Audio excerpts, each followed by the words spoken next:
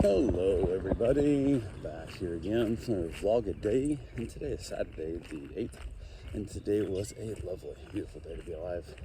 Got up this morning, really decent time frame, got up and around, hot tub's drained because our trip's heading out, so I was not able to jump in the hot tub, but got up, decided to go ahead and get my run in early, went and got my run done, got back from it, got myself a shower, got the car all packed up, finished up, loading it up, everything was good to go. We were out of the house by, 8 something, 9 in the morning, I don't know what time it was. To be honest, I didn't really pay attention to it. So we went in a really hurry, had nowhere to be. We couldn't check into our Airbnb until like 4, so we had all day to do whatever we wanted to. So we basically just headed down, and wife decided she wanted to take like A1A, or US 1, I guess, US 1, down as far as we could. So we jumped on US 1 and just grabbed a few little stuff. We stopped at a couple of antique shops and stopped at a couple pet stores and just kind of enjoyed ourselves. We stopped at a little cafe diner thing that had a real like North Carolina feel to it. Like it felt like it was definitely even she said the same thing. She thought it had that same feel.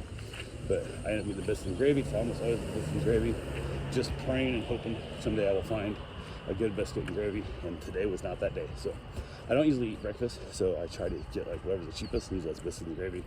But as soon as I saw it, I knew I was in trouble, because it was like, it's a lard base, and it's just all lard flavor. No flavor really left at all in it. So, but went ahead, got it, ate part of her pancakes and whatnot.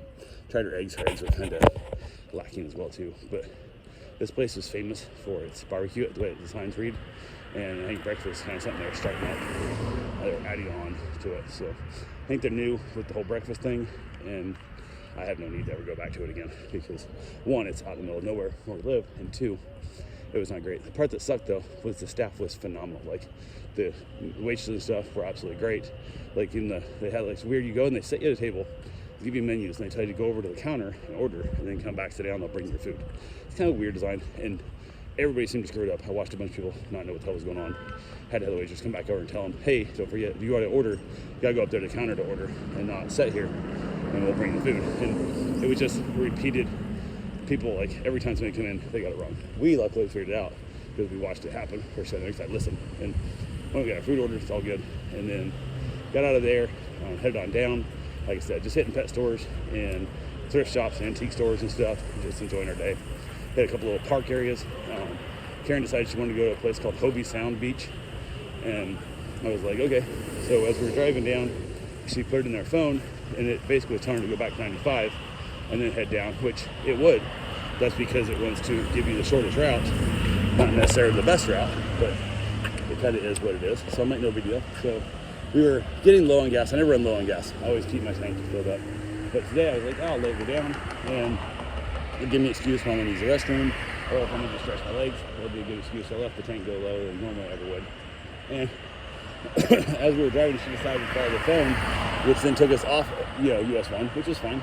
And then it told us like 95, and then drove us back north for like, 10 miles. Like, it was ridiculous how far out of the way it took us. All the way back on 95, we drove down 95 for like, 25 miles or so at best, and then we turned back off and had to head all the way back over. And we crossed US 1 right there where we got to the beach. So 100% could have just stayed on US 1 the whole way through. Like, made no sense at all. So we had a good check on that, but I was getting low enough I needed gas when she said we were going to go to 95. I'm like, 95 will have gas stations. There's always gas stations by the on-ramps. Get there was gas stations, but not you can get to it from where we're coming. You had to like go off and come back around and all that stuff. Or the turnpike, and I was like, screw this. We headed down the road, ended up finding another exit of the gas station. We didn't fear of running out, but it was getting low, so it was kind of really good shot with it. Got gas, got down to the beach, beautiful area, parking lot's of course full. So we drive around a couple times, don't see nothing, so I drop her, and so I'm gonna go look in the neighborhood for a place to park, and I'll jog back over here and basically come on in and check it out. And luckily, as I was leaving, somebody else was pulling out, and I was able to pull right into a spot, so it worked out perfect for me. So yeah, was super good about that. So went ahead and was able to get there. We checked out that beach. She said she saw the sign for years and never stopped. And I kind of always wanted to, so she got to do something off her bucket list that helped her, and it was pretty. The water's already getting more blue down here closer we get to Miami, and the beach is completely different sand, and they're steep. Like our beaches are super shallow and super flat, and these are way steep, like crazy steep. So we had a good time, which also makes it more likely to have bigger sharks and stuff come up to your Otter's Edge because they can hide better in that deep water. But yeah, we got up there, checked it out, and then from there we just basically headed on down. We were gonna meet with her cousin possibly and hang out with her for like lunch, but it was way too late and we had breakfast. And I told her before we had breakfast, like, if we eat breakfast, we're not gonna do lunch with your cousin because it's too early, it's too close together kind of thing. And she said, yeah, it makes sense. So I said, we can do dinner now. It's getting late enough we can stop do dinner by the time we got to her cousin's house. And she goes, no, blah, blah, whatever, we'll do it later. I'm like, okay. So we head on down, get here to the location. I'm like, we're going to eat.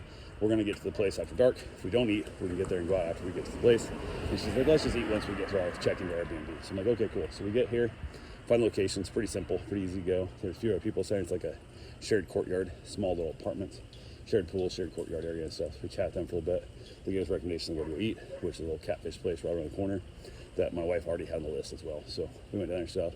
Probably the best shrimp I ever had in my life. Like absolutely just phenomenal. Like best shrimp I had in a restaurant, I should put it that way. Best shrimp I had in a restaurant.